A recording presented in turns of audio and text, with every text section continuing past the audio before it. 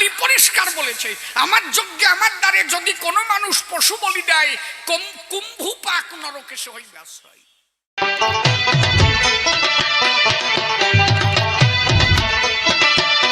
কবি গান গাইতে গেলে যে শক্তির প্রয়োজন মেলে আমার মধ্যে তার বিন্দু মাত্র নাই। আশীর্বাদ করবেন নরনারী, আপনাদের সেই পূত পবিত্র আশীর্বাদ মস্তকে ধরি, যদি একটু গাইতে পারি আপনাদের আশীর্বাদের দয়ায়। তাহলে নামটি শিশির সরকার, এই নামের আর নাই দরকার, সবার ভিতরে নাম করিয়া বর্জন। এইবার দাঁড়াইয়ে সভাতলে বসে শোনেন জ্ঞানী দলে, এই নাম গিয়ে ভুলে আমি মীরাবাই হয়ে দাঁড়ালাম সবারই সদৌ। দাঁড়িয়ে বলি সবার ঠাই, এবার বিভিন্নভাবে জবাব দিতে বাসনা আছে চিতে, সৌধীর সাথে বসে বসে আকর্ষণ করিবেন সবাই। এক আর এক দুই যেমন আমি তারে বোঝাবো, তেমন ভক্ত ভক্ত আছেন যতজন করিবেন শ্রবণ। বিভিন্ন প্রশ্নপত্র তুলে ধরেছে সভাগাত্র, অত্র তার করি বিবরণ। আমি সে হয়েছে রানা কুম্ভ ধরিয়া অতি দম্ভ, বিভিন্নভাবে প্রশ্নপত্র করে গেছে দান। দাঁড়িয়ে সভাতলে সেসব কথা যাবেন না ভুলে, আমি তাই তুলে তুলে তার দেব সমাধান। তাহলে আমি এখন কি হয়েছি আপনাদের কাছে তাই বলছি, আমি এখন কৃষ্ণ ভক্তা মীরাবাই নাকি? কথা কইও, তোমাকে দলে ভরে গেছি, মনে রাইও তাই। আর বিপক্ষের আমার স্বামী, স্বামী তো না স্বামী, ও বড় বেদাবি স্বামী। বেতাল হলে মাঝে মাঝে গিটির সলাই দুধের দিয়ে সাইজ করতে হয়। অন্তরে আছে ভাবো, বেতাল হয়ে গেলে শেষে কেন দুই ঘাই দেব। আগে ওর কথাগুলো শুনি আমার বড় লজ্জায় মরে যাই। বিভিন্ন প্রশ্নপত্র তুলে ধরেছে সবাই অত্র। বলে আমারে বিয়ে করে আনলে ঘরে, প্রণাম দিতে বললাম কালীর মন্দিরে, তুমি কেন প্রণাম দাও নাই? অন্তরে করি ধারণা তোমার বাপ ভালো না, তুমি কালীরে ভালোবাসো না, তুমি তো আসলে কোনো ভক্ত না। বলো তো সাতা বোঝে তাই কেন প্রণাম দিই নাই? আমি প্রণাম দিতে গেছিলাম ওই জায়গায়, বসে শোনেন নারী নরে, প্রণাম দিতে গেছিলাম কালী মন্দিরে। আমার শাশুড়ি মা বরণ ডালা ধরিয়ে যখন আমারে নিয়ে যায়, গেলাম ওই মন্দিরে প্রণাম দেব মার চরণ পরে। এমন সময় কালী মন্দিরে একজন পুরোহিত ডাক দিয়ে বলে, আমার ঠাই প্রণাম দেওয়ার দরকার নাই। বলে কেন? বলে খালি হাতে কালীরে প্রণাম দেওয়া যায়? তুমি আমার কথা নিবা, অন্তত পূজা মণ্ডপে গেলে হাতে কিছু নিয়ে যাবা, মার কাছে অন্তত কিছু দিবা, তাই দিয়ে প্রণাম করা চাই। কথা কস, শরীরে জোশ বাড়াইস, শালা শীতিতে মোটে কাতরায় পড়েছি। তাহলে বসে শোনেন নারী নরে, আসলে কাতরায় পড়ছি আমরা কয়জন? ওই যে গুড়োগাড়া যেভাবে দৌড়ে ঘোরে, ওর কাছে কি আর শীত আছে? ও ল্যাংটাও ঘুরতে পারে। বিষয় হচ্ছে তাই যে পূর্ণ দেহ নিয়ে এসেছিলাম, সেই দেহ আমার আর এখন নাই, এই জন্য শীতে অ্যাটাক করতেছে আমার, এ বাসার কায়দা নাই। ওই পূর্ণ দেহটা মেয়েটা আছে, কিভাবে দৌড়ে বেড়াচ্ছে, ওর কাছে শীতও নাই বৃষ্টিও নাই। তাহলে যে দেহ নিয়ে এসেছিলাম তাই ক্ষয় করে ফেললাম, এখন শীতে আমার ধরবে না ধরবে কি আর একজন রে? কথা কস রবি। সেই দেহ কি আর ভিডিও পাওয়া যায়? যা হারাইছি সংসারে বসে শোনেন নারী নরে। এই জন্য বিজয় সরকার লিখেছিল গানের ভিতরে কি, ওরে যারে হারাইছি জীবনে তারে আর কি ভিডিও পাবো জীবনে। আছে না একখান গান, ওই গানের একটা কলি আছে, চুপ করে বা সামরি মানুষের শীতের ঠেলা মরে যায় আর তুই গুতোই বেড়া সেই জায়গাতে, ব্যাপারটা কোন জায়গায়? চুপ করে বসে থাকতো দিদির কোলে। বসে শোনেন জ্ঞানী দলে। এই জন্য বিজয় সরকারের গানে ওই কথা বলে কি, বাদল ঝরা নিঠুর শ্রাবণ, মেঘে ডাকা চাঁদ, এমনি দিনে হারাইছি আমার ঘরের সাপ। বউ হারাই গেছে, সলমি হারাই গেছে, এই জন্য মানুষ কাইন্ডে সিটে পড়ে। বোঝে গান কি কয় ওই গানের ভিতরে? গানের ভিতরে বলেছে তাই, বাদল ঝরা নিঠুর শ্রাবণ, মেঘে ডাকা চাঁদ, এমনি দিনে হারাইছি আমার ঘরের চাঁদ। পড়লো আলোর ঝর্ণায় আধারের বাদ গো, সে চাঁদ খুঁজি সারা ভুবনে, ও সাদার খুঁজে পাওয়া যায় না। যারে মেরে ফেলেছি নারীর ধারে, জ্যোৎস্না রাতে অন্ধকারে, নিজের চন্দ্র দিয়েছি তারে, এই চন্দ্র গেলে একবার ভরিয়ে আর ফিরে পাওয়া যায় এ সংসারে। এই জন্য বিজয় সরকার লিখেছিল, তারে আর কি ফিরে পাবো রে, যারে হারাইছি জীবনে। যা ছিল আমার ভিতরে তাই দিয়েছি নারীর দ্বারে। এত সহজ নাকি গান বোঝায় এ সংসারে? গান ধরে আর কান্দে মরে। আমার মাইয়ে মরে গেছে, কতগুলো সলমাইয়া মারিছ সেই খবর রাখছো? একবার গেলে নারীর ধারে একবারে 4 কোটি সলমাইয়ে মরে। একটা ছেলে যদি দাফায় মরে মানুষ তাইতে শীত হয়ে পড়ে। আর যদি কোন পুরুষ যায় নারীর ধারে একবারে 4-5 কোটি সন্তান মরে। যদি সাধক বোঝে, সেই সাধক এই জন্য নিজের পিতৃসত্তাকে রাখে ধনী। অন্তরে করি ধারণা, সাধক তার পিতৃধন ক্ষয় করে না। কথা কোষ নবী, আজকে তুই কোনো কথা কবি তারে বলি সবার ঠাই। তাহলে প্রকৃত সত্য এ কথা বলাই কি দিলি এ ঘন ঘন পড়ে যায় না। এরা আসলে বেতাল হয়ে গেছে, জামা গেছে সিল্কের জামা, ঠান্ডা টানিয়ে আনতেছে। না না তলায় মাল আছে, আরে খালি খালি আইছি নাকি, মাল ঢুকোই লইছি তলায়, ও তলা দিতে হাট কায়দা নাই। তাহলে বসে শোনেন জ্ঞানীজন, ওই মাতৃপূজার আমি করেছিলাম আয়োজন। আমি মায়ের কাছে প্রণাম যখন করতে গেলাম, অর্পণ আমি প্রণাম দিতে যাই, ওই পুরোহিত ডাক দিয়ে বললো, তাই প্রণাম দিবা খালি হাতে, অন্তত কিছু দেওয়া চাই, কিছু দেব ধরিয়ে মায়ের চরণ পড়ে। আমি দিতে পারি নাই, পাবো কোন জায়গায়? পুরোহিত আমার কাছে বলে, বসে শোনেন জ্ঞানী দলে, আমি অন্তত 2টো জবা ফুল দিচ্ছি তোমার হাতে তুলে, এই জবা 2টো অর্পণ করা চাই। যেই তুলে দিল জবা, ওই জবা অর্পণ করেছি মায়ের পায়। যেই অর্পণ করতে গেছি, কি বলবো আপনাদের, কাছাকাছি হাতে ধরেছি, হঠাৎ করে দেখলাম রক্ত লেগে গেছে আমার হাতের পাতায়। আমি ভাবলাম তাই, শ্বেত জবা দেখেছি, রক্ত জবা দেখেছি, জবা ধরলে রক্ত লাগে, এমন জবা তো আমি দেখি নাই, এটা কোন জবা কয়? চট করে জবা 2টো ধরে রেখেছি, আর দিলাম না মায়ের রাঙা পায়। আমি প্রণাম দিতে গেছি, কিন্তু তোমার দরবারে প্রণাম দিতে আমি পারি নাই। কথাটা দিতে যাওয়া আর না দেওয়া, এই 2টোর মধ্যে পার্থক্য আছে, এটা বুঝবো না? প্রণাম দিতে গেছি কিন্তু পারি নাই। কেন পারি নাই? যে পুজো হলে আদ্যা শক্তি মহামায়া সন্তুষ্ট হয় মহিতলে, যে পুজো হয় প্রেম ভক্তি চোখের জলে, সেই পুজো তোমার দরবারে নাই। এখনকার সত্যকারে পুজো আছে কোন জায়গায়? সঠিক কালী পুজো আমরা কোথায় গিয়ে পাই বলেন দেখি? আমার ধারে আমার স্বামী রানা কুম্ভ পুজো করে। আমি বললাম, এই জবা ধরলে রক্ত লাগলো কেন? এর জবাব চাই। ওরা আমার কাছে বলে, তাই কেউ কথা কয় না, অন্তরে করেন ধারণা। পুরোহিতের ছেলে একটা ছিল, আমার কাছে সে কয়, শোনো তুমি অত কথা কই না, এরা তোমারে কেউ কিছু কবে না, তুমি তো তা জানো না। বলে কি বল তুই, কয়া রক্ত আসলো কোন জায়গায়? ওই পুরোহিতের ছেলে বলে আমার কানে কানে, শোনে। বলি সবার ঠাই, এই জবাই রক্ত লেগেছে, কি বলবো তোমার কাছে? একটু আগে এই কালী মন্দির পাঠা বলি হয়েছে, এই পাঠার রক্ত লেগে আছে জবা ফুলের গায়ে, আর প্রণাম দেওয়া যায়? আমি বললাম, তাই যদিও প্রণাম দিতে গেছিলাম, আর দেওয়ার কায়দা নাই। কেন? মা পাঠা বলি নেয় না। যদি বলেন শাস্ত্র ধরে বসে শোনেন, নারী নারী রুদ্রচণ্ডী পুরাণে পরিষ্কার লেখা আছে, শোনেন জ্ঞানীজনে। একদিন শিব ডাক দিয়ে বলে, কালী ঠাই, কালী গল্প করি খালি খালি, তোর সাথে সংসার করা হয়ে গেল দায়। কালী বলে, তাই আমার দোষ কোন জায়গায়? বলে, আমি বৈষ্ণব, শ্মশানে বসে হরিগুণ গাই, আমারে সবাই ভোলানাথ গোসাই, সবাই বৈষ্ণব বলে দেয় পরিচয়। আমি থাকি নামের ঘরে, মত্ত থাকি নাম সংসারে, নামে প্রেমে মাতোয়ারা থাকি সর্বদাই। এই জন্য বিভিন্ন গানের ভিতরে লেখা আছে, তাই অশ্বিনী ঘোষার গান যাদের পড়া আছে, আমি শিশির হয়ে বলছি, দেখবেন লেখা আছে, ও নাম ব্রহ্মা জপে চতুর্মুখে, শিব জপেছে হরিরাম আনন্দে লবরে মধুর হরিনাম, আছে না লেখা দেখা? দেখবেন সব জায়গায়। একমাত্র সিদ্ধিদাতা ভোলানাথ, তার উপরে বৈষ্ণব জগতে আর কেউ নাই। এই যে কয়জন গেজা খায় ভোলানাথের দোষ দেয়, ভোলানাথ গেজা খাইছে নাকি? এই কয়শালা নিজেরা খাইতে ওই ভোলানাথের দোষ দেয়। ভোলানাথ হচ্ছে সিদ্ধিদাতা। সিদ্ধিদাতা কারে কয়? স্থূল প্রবর্তক সাধক সিদ্ধি।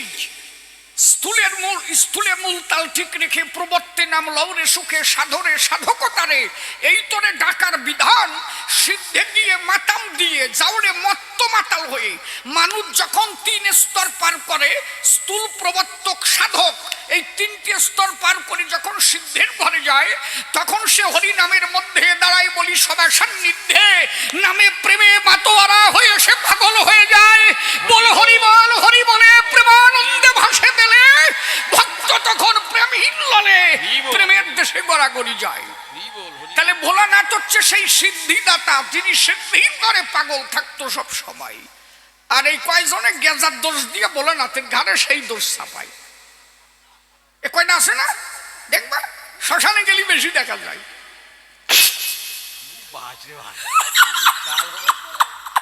টান দিয়ে কয় ভম ভোলে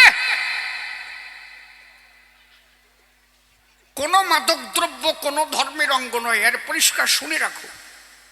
মদ গাঁজা ভাঙ ভুট্টা জুয়া চুরি কোন ধর্মে কোন অঙ্গে এর দিয়ে হতে পারে না পূজার বিধান। শোনেন নরনারী, দাঁড়িয়ে বলি সবার ঠাই এগুলো নিজেরা খেয়ে ভগবানের পরে এটা দোষ সাফাই। কালি আনতে যাচ্ছে, 8-10খানা মোটর ভ্যান ফিট করেছে, সত্যিকারে কালী পুজো আসছে, বুকে একদিকে কন্ত ওই 8-10খান মোটর ভ্যানে মারে ফিট করিয়া পিছনে যে ডিজে বাজায় দুপুক দুপুক, মা কয় যে তাড়াতাড়ি ছাড়িয়ে দিস, থাকতে পারবো না তোকে দাঁড়ে, তোরা যা আরম্ভ করেছিস। কথা কর না কেন, সত্যি কথা কিনা। আগে এই দিন ছিল, আগে যখন কালী আনতে যেত 8টা-10টা ঢাক বাজত, কাশি বাজত, ঢাক বাজত, ধূপধুনা নিয়ে যেত, শ্যামা সঙ্গীত চলতো, রামপ্রসাদী চলতো, মনে হতো মা গ্রামে এসেছে। সত্যি কথা কিনা। আর এখন ওই 8-10খানা মোটর ভ্যানে তুলিয়ে দিয়া ধুপুক ধুপুক, আর যেটা মোটে পয়সা পায় না সে বাংলা খেয়ে থাকে, বাংলা ছাড়া চল। আর অত পয়সা নাই, করবে কি ও, শেষে বাংলাতে দেয় গাই। আর যে কোনো পয়সা যদি কোনো 3x রাম টাম খাইয়ে দেখে মারে আনতে যাচ্ছে। আমাকে ওই জায়গায় কালী পুজো করে একজন ঠেক ভাঙিয়ে নইছে, আর মা এসে আমার কাছে নালিশ দিয়েছে কি হলো সরকার মশাই, মা মনে হয় এই দেশে নাই, কালকে ঝলটা পুজো তোলা আজকে ঢেং ভেঙে গেল। মানে মা আসে বলে এই দেশের না মাল গিলিছে তাই শুনিয়ে দেখো গিয়া। পুজো কি তাই? পুজো হয় পঞ্চপ্রকারে পঞ্চমকারে বসে শোনেন নারী নরে, সেই পুজো যদি কেউ দিতে পারে। পুজো হয় ভক্তির তরে। রামকৃষ্ণ ভাবা পাগলা তৈলঙ্গ স্বামী পূজার মধ্যে ছিল দাবি, শ্মশানবাসী হয়েছিল এক একজন মাকে পাবার তরে, সমস্ত কিছু ত্যাগ করে শুধু চোখের জলে মা মা বলে ডেকেছিল সর্বক্ষণ। যেখানে হয় চোখের জলের আদান প্রদান, সেখানে মা থাকে সর্বক্ষণ। মায়ের পূজা দিতে বহু টাকার নাহি প্রয়োজন। দাঁড়িয়ে বলি সবার ঠাই যদি 1 টাকার বাতাসা ধরেও পুজো দেয়, ভক্ত যদি বিশুদ্ধ এক মন নিয়া চোখের জল ছেড়ে দিয়া মা মা বলে ডাক দিয়া যদি পূজা করে দান, জয় হরি বলে প্রেমানন্দে বাহু ধুলে ভক্তের সম্মুখে মা তখন আসিবে তখন। তাহলে দাঁড়িয়ে বলি সবার ঠাই তোমার দরবারে রানা কুম্ভ সে পুজো নাই, তুমিও তো আর একজন, পাঠা বলি দাও কি কারণ? শিব ডাক দিয়ে বলে কালী ঠাই তোর সাথে আর সংসার করা হবে না, অন্তরে করি ধারণা আমি আর তোর কাছে থাকবো না। তাহলে কালী ডাক দিয়ে বলে শিবের ঠাই আমার দোষ কোন জায়গায়? বলে তোর দুয়ারে পাঠা বলি দেয়, তুই খাস কেন তাই বল দেখি আমায়। বসে শোনেন নারী নরে কি বলবো সবাধারে। তখন কালী ডাক দিয়ে বলে শিবের গোসরে, বলে ওরা পাঠা বলি দেয়, আমি খাই কিনা তা তো তুমি জানো না। বলে তোরা দেয় কেন? বলে দিলি আমি করবো কি, ওরা দেয় তাই দেয়, আমি তো খাই না। বলে তোদের বারণ করা যায় না? বলে বারণ করি শোনে নাকি, বোঝো না এ জ্বালা ওরা এখন বসবে না। মম যজ্ঞে মমদারে জনরা পশুঘাত কাতেন। কালী পরিষ্কার বলেছে আমার যজ্ঞে আমার দ্বারে যদি কোনো মানুষ পশু বলি দেয়, কুম্ভু পাক নরকে সে হইবে আশ্রয়। যদি কোনোদিন কেউ কালীর দ্বারে পাঠা বলি দেয়, চণ্ডীতে লিখেছে তাই, যা দেবী সর্বভূতেষু মাতৃরূপেণ সংস্থিতা নমস্তস্যৈ নমস্তস্যৈ নমস্তস্যৈ নমো নমঃ। তাহলে যা দেবী সর্বভূতে, সর্বভূত কারে কয়? পঞ্চভূত ক্ষিতিবপ্তেজ মরুদ্বম পঞ্চভূত কয়। একটা দেহ তৈরি করতে গেলে পঞ্চভূতের প্রয়োজন মেলে, তাহলে ওই পাঠার দেহটাও পঞ্চভূতের দ্বারা গড়া। বসে শোনেন তাই, তাহলে প্রতিটা ভূতের মধ্যে যদি কালী বলি থাকে, ওই পাঠার মধ্যেও তো মা আছে, মা হয়ে সন্তানের বলি নেয়। তাহলে কালী পূজায় কোনো পাঠা বলি নাই। এই জন্য রানা কুম্ভ বলিলাম তোমায়, মায়ের দুয়ারে দিলে পাঠা বলি আমি তোমার কাছে বলি, এই জন্য তোমার দুয়ারে আমি প্রণাম দিতে পারি নাই। বোঝা গেছে? এর পরিষ্কার কথা, কোনো ভেজাল নাই। বলি দে তোর রিপুগুলি, কাম ক্রোধ লোভ মোহ মত মাৎসর্য কয়, এই ছয় রিপু ধরে বসে শোনেন নারী নরে, দেহ ঘরে শ্রেষ্ঠ রূপু শ্রেষ্ঠ পাঠা বলে জানে। এই পাঠাকে ধরে যদি কুলকুণ্ডলিনীর দুয়ারে কেউ বলি দিতে পারে, তার ঊর্ধ্বরতি হয়। দাঁড়িয়ে বলি সবার ঠাই তারে কাম পাঠা কয়। এই কাম পাঠাকে ধরিয়া কুণ্ডলিনীর দ্বারে নিয়া মূলাধার চক্রে 3.5 প্যাচে বন্দি করে জীবাত্মাকে বন্দি করে কুণ্ডলিনী আছে জাগিয়া যদি ওই দুয়ারে কামকে ধরিয়া কেউ কর্তন করতে পারে, কাম তখন হয়ে অন্তর্মুখী দাঁড়ায় বলি হয় সুখী, তখন সে ঊর্ধ্বমুখী হয়ে প্রেম দান করে। কাম না থাকলে প্রেমের জন্ম নাই, কিন্তু কামকে কন্ট্রোল করে প্রেমের জন্ম যে দিতে পারে, একমাত্র সে হরি প্রেমের মহাজন হয়। পরিষ্কার বোঝা গেছে? এই জন্য বলছে কাম আছে কামনা শূন্য, সে কাম কৃষ্ণ সেবার জন্য। কাম থাকবে কিন্তু কামনা থাকবে না। কামনা থাকলে প্রেমের জন্ম হয় না। যার মধ্যে কাম নাই তার মধ্যে প্রেম নাই। ফোন দিস না, আমার দিক টাকা। তাহলে দাঁড়িয়ে বলি সবার ঠাই এ কথা তো মিথ্যা নয়। তাহলে তোমার দুয়ারে বিশুদ্ধ পূজা নয়, এই জন্য তোমার দুয়ারে আমি পূজা দিতে পারি নাই। আরে পরিষ্কার কথা, আর বেজাল দরকার নাই। আর কি কইছে ক?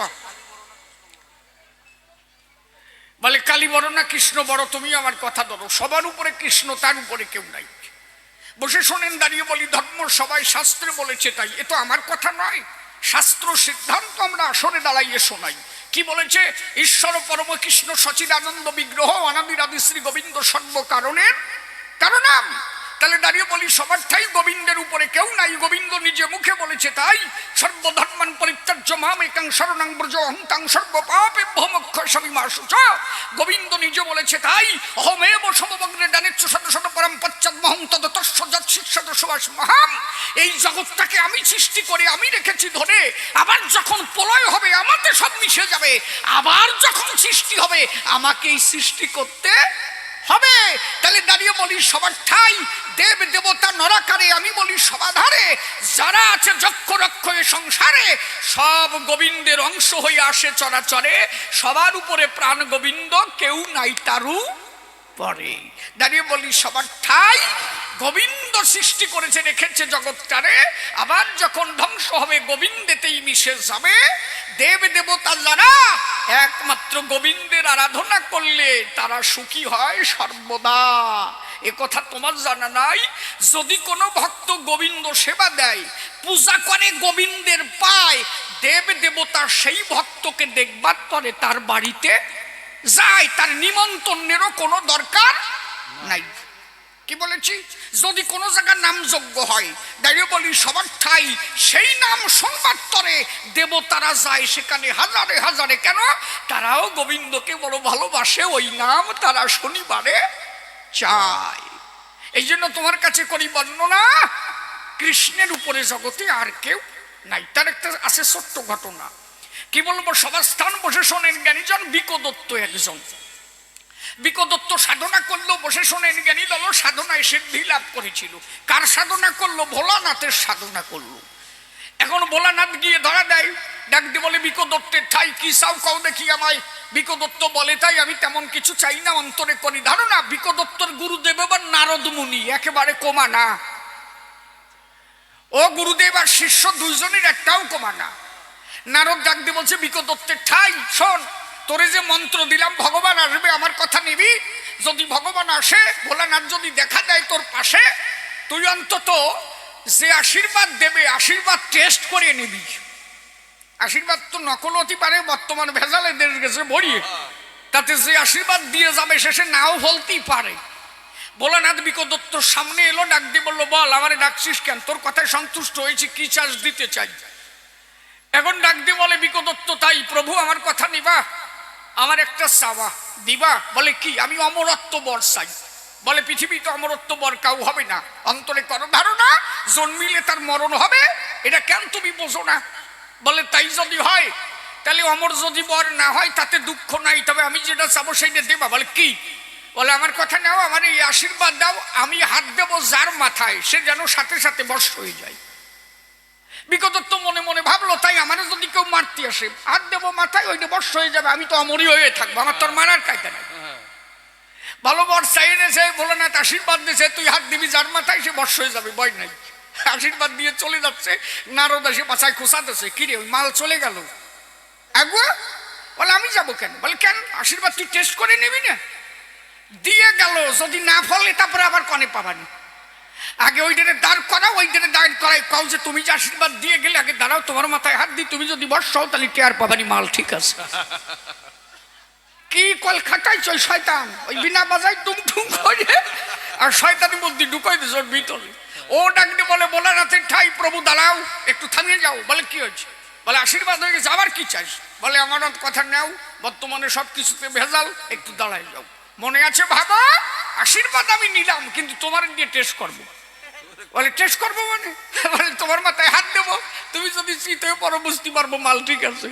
ভোলানাথ কাঁচা দিয়ে দৌড়ারম্ভ করেছে যে সালার আমি দিয়ে ফেলাইছি, তো হাত দিলে আমারই কাজ হয়ে যাবে। আশীর্বাদ দিয়েও বেতাল হয়েছে। এই জন্য যে যাহার যোগ্য নয় তারে সেই বস্তু দিলে তার ধরিয়ে রাখাও হয়ে যায় দায়।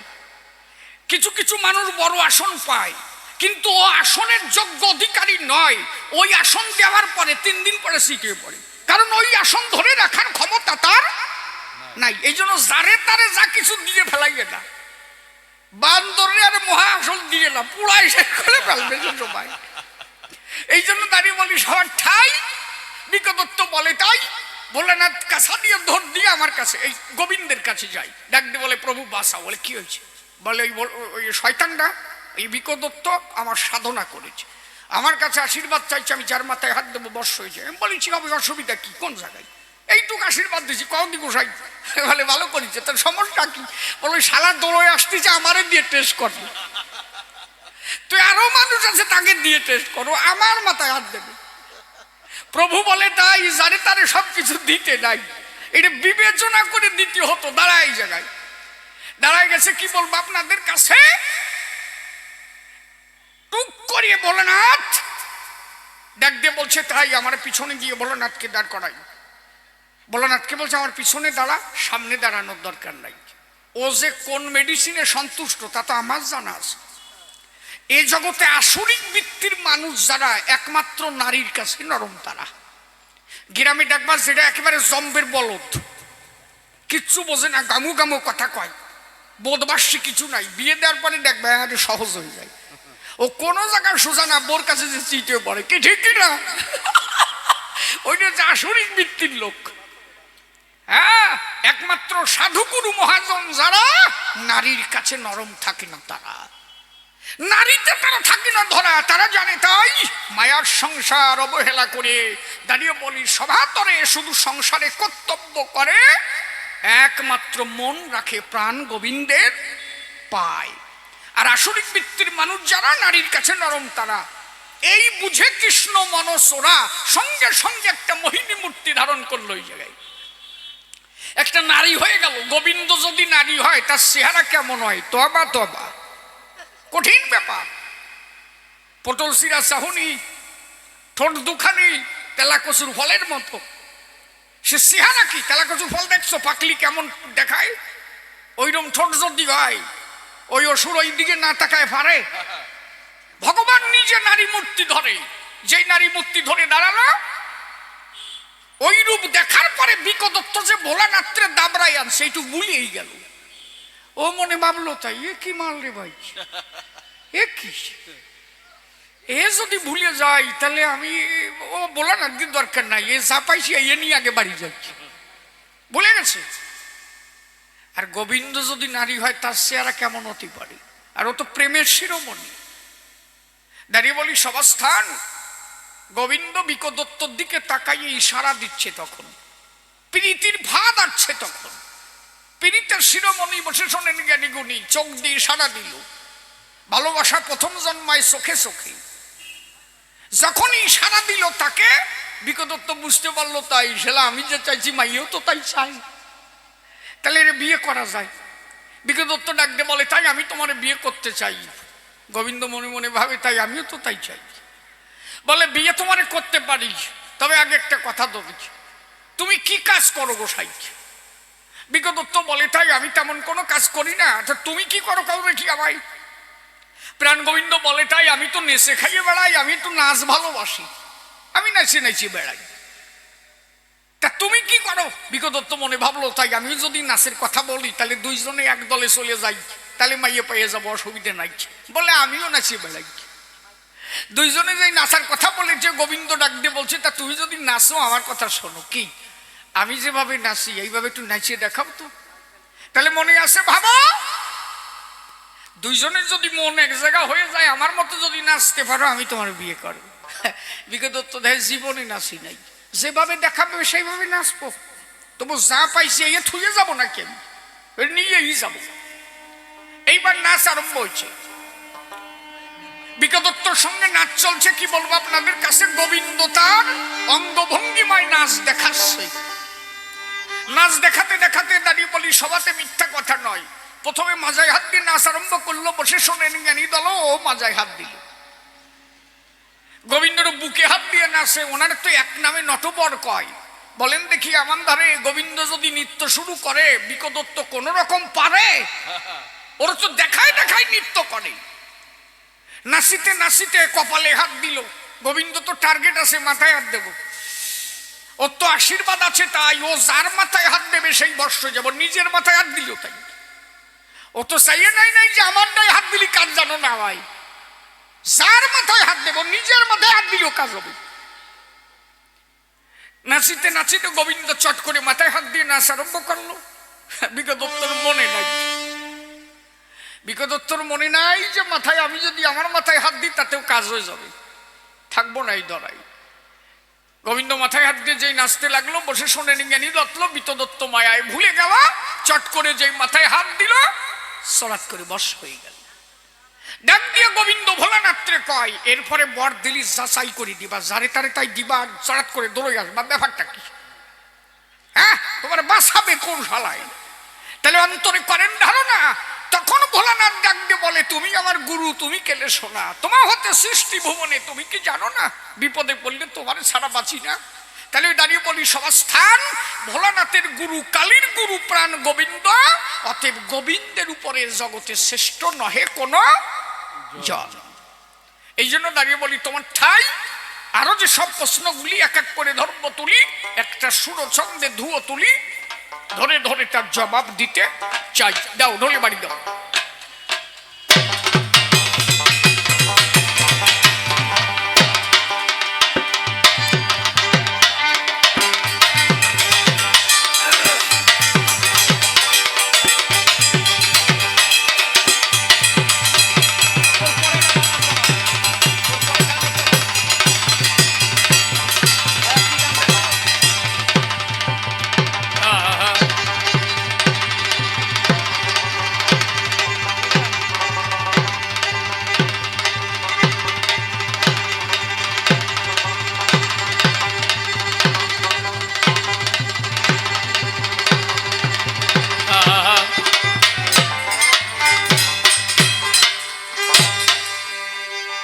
আমি থাকি পরের ঘরে,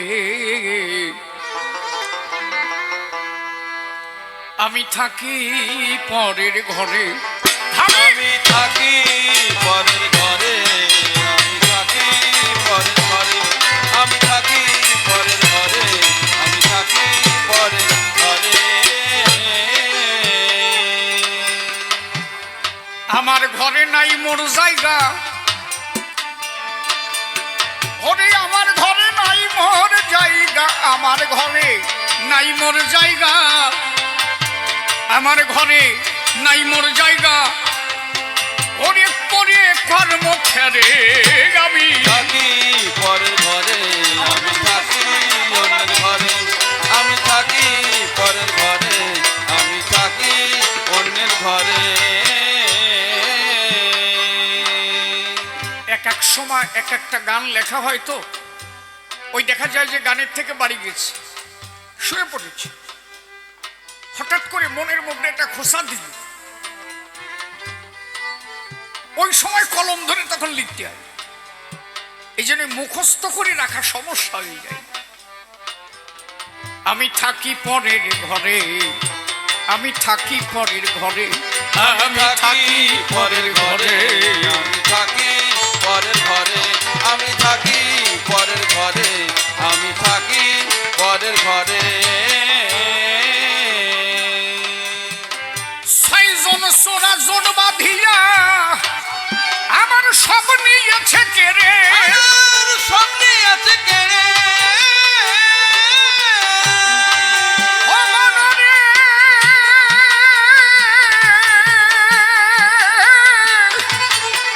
ওরে মন আমার হারে, ওরে মন আমার, ওরে মন আমার।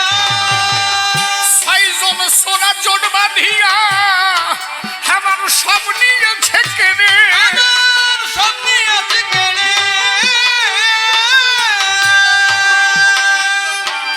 আমার দখলদারি নিল তারা, তখন আমি দিল তারা, ঘরের দখলদারি নিল তারা, আমি পরে কর্ম ফেরে, আমি থাকি পরের ঘরে, আমি থাকি পরের ঘরে, আমি থাকি পরের ঘরে, আমি থাকি পরের ঘরে। ছয়জন সোরা জোট বাঁধিয়া আমার সব নিয়েছে কেড়ে, আমার স্বপ্নে আছে কেড়ে, ওরে ঘরের দখলদারি নিল তারা, তখন জানি নিল তারা, এই ঘরের দখলদারি নিল তারা, আমি কান্দি ফেরে পরে, থাকি পরের ঘরে, আমি থাকি পরের ঘরে, আমি থাকি পরের ঘরে, আমি থাকি পরের ঘরে। আমি কামকে দিলাম মাতু পরি, ঘরে নিজে ইচ্ছা করে, ওরে নিজে ইচ্ছা করে, আমানরে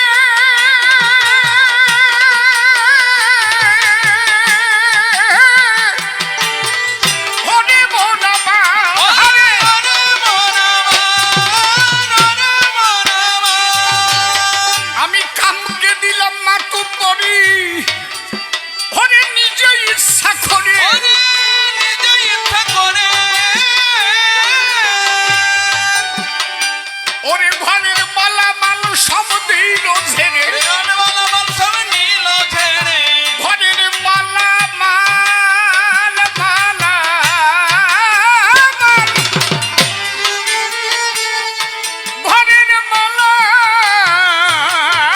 মাল, ঘরের মালা মাল সব দিল ঝেড়ে, মালা সব নিল ছেড়ে, ঘরের মালা মাল সব দিল ঝেড়ে, এখন আমায় দিল ফকির করে, থাকি পরের ঘরে, আমি থাকি পরের ঘরে, আমি থাকি পরের ঘরে, আমি থাকি পরের ঘরে।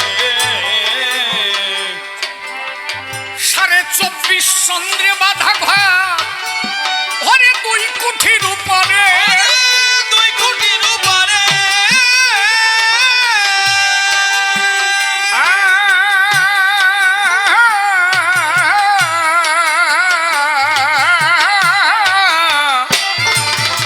সাড়ে 24 চন্দ্রে বাধা ঘর, 2 কুঠির উপরে, দুই কোটির হ্যাঁ বাবা। উপরে, ঘরে ঘরে 10 জন ইঁদুর বাচ্চা পেরে, 10টা ইঁদুর বাচ্চা পেড়ে, ঘরে 10 ইঁদুরে বাচ্চা পেরে, আমায় 100 জনে দফা সারে, থাকি হরিবল, হরিবল। আমি থাকি পরের ঘরে, আমি থাকি পরের ঘরে, আমি থাকি পরের ঘরে। মণিমুক্তায় ভরা এ ঘর, পুণ্য অলঙ্কারে, ওরে পূর্ণ অলঙ্কারে, ভবনরে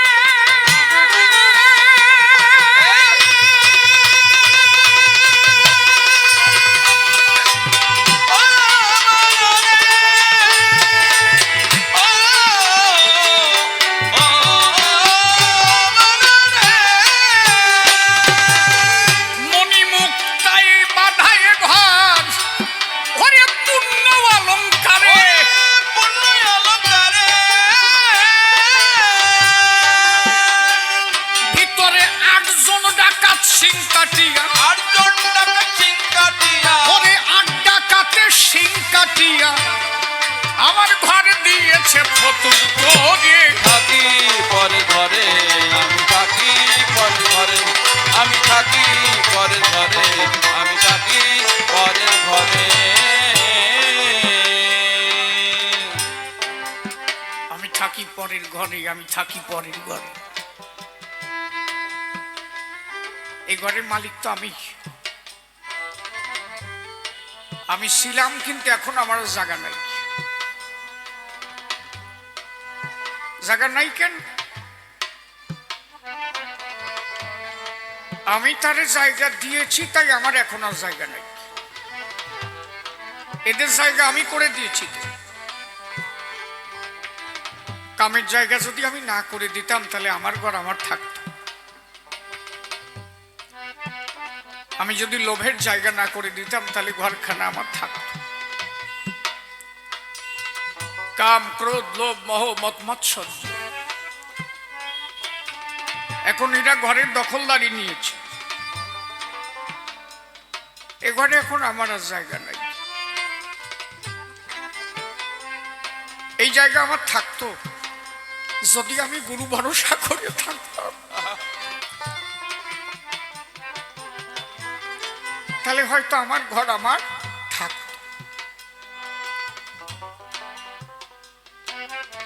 অর্জুনের তরি ডোবে নাই। কেন ডোবে নাই? অর্জুন পূর্ণভাবে গোবিন্দকে আত্মসমর্পণ করেছিল। দেহরথের সারথি প্রাণ গোবিন্দ। পঞ্চ পাণ্ডব হচ্ছে পঞ্চতত্ত্ব, পঞ্চতত্ত্বাং কৃষ্ণ। এই যে পঞ্চ পাণ্ডবদের দেহ গড়া, এদের সারথীকে কৃষ্ণ। তাহলে তোমারও দেহের সারথী যদি গোবিন্দকে করতে পারতাম, পঞ্চ পাণ্ডবের মধ্যে যদি সবকিছু তারে সমর্পণ করতে পারতাম, তাহলে ঘরের দখলদারি এরা নিতে পারত না। তোমার এই দেহ হত নিত্য বৃন্দাবন। হরি হরি বল, হরি বল, হরি বল।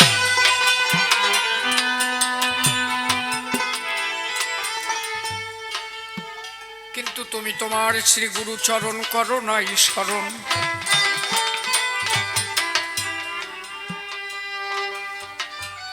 এর মধ্যে 10 জন ইঁদুর, 100 জন বাচ্চা। পঞ্চ জ্ঞানেন্দ্রিয়, পঞ্চ কর্মেন্দ্রিয়, 10টা হচ্ছে ইঁদুর। এরা বাচ্চা পাড়াইছে 100টা। এই 100 জন মানে এক একটা ইন্দ্রিয়ের 10টা করে কাজ। 10 × 10 = 100।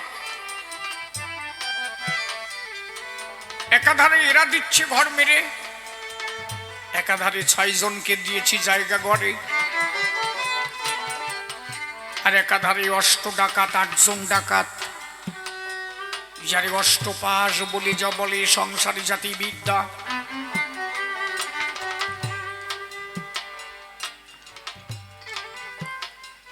তাহলে এক এক করে এরা দিয়েছে ঘর ছেড়ে। এখন আমার ঘরে আমারই জায়গা নাই। ভরসা কি? এখন উপায় শূন্য। এই উপায় একমাত্র এখন গুরু চরণ ছাড়া আর ভরসা কিছু নাই। এখন একমাত্র গুরু ভরসা। যা করে গুরু। যে কয়টা দিন আসি যেন গুরু ভরসা করে চলতে পারি, থাকি গুরুর চরণ স্মরণে। তাই আমার গান, আমার 16 কলায় পরিপূর্ণ ধর, আমি আর কি পাবো ফিরে, আমি আর কি পাবো ফিরে।